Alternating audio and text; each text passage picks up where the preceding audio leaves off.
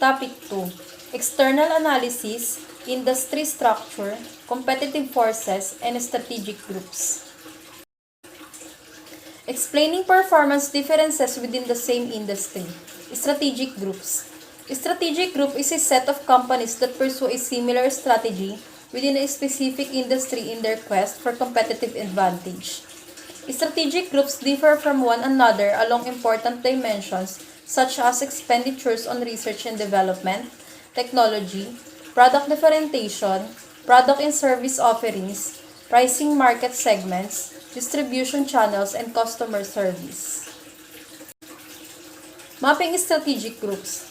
Identify the most important strategic dimensions, such as expenditures on research and development, technology, product and service offerings, pricing, market segments, distribution channels, and customer service.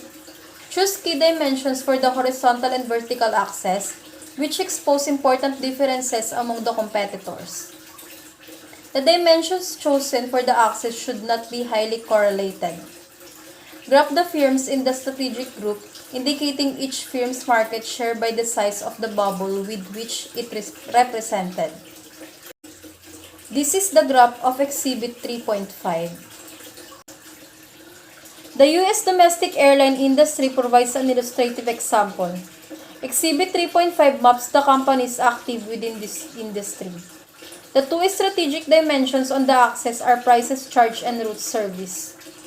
As a result of this mapping, two strategic groups become apparent, as indicated by the dashed lines: low-cost point-to-point airlines, Virgin Atlantic, Alaska Airlines, JetBlue, and Southwest Airlines, versus differentiated airlines using a hub-and-spoke system: American, Delta, and United.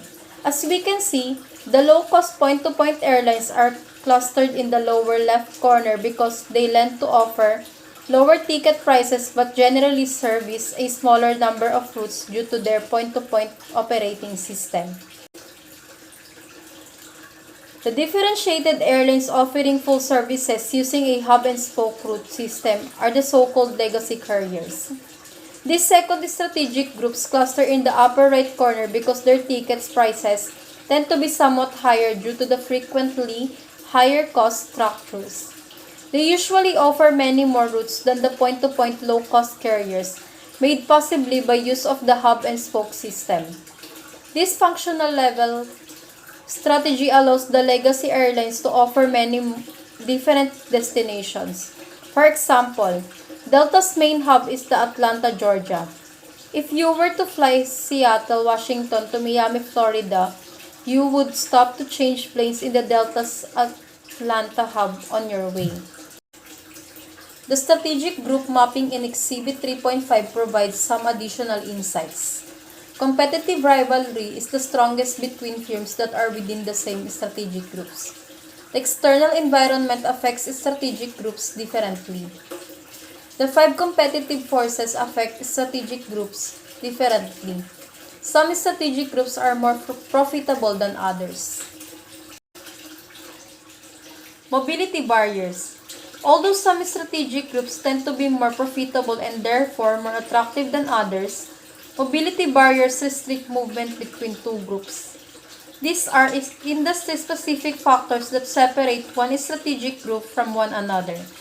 The two groups identified in the U.S. airline industry in the map Exhibit 3.5 are separated by the fact that the group using a hub-and-spoke operational model offers international routes, while the point-to-point airlines generally do not. Offering international routes necessitates the hub-and-spoke model. That's all. Thank you.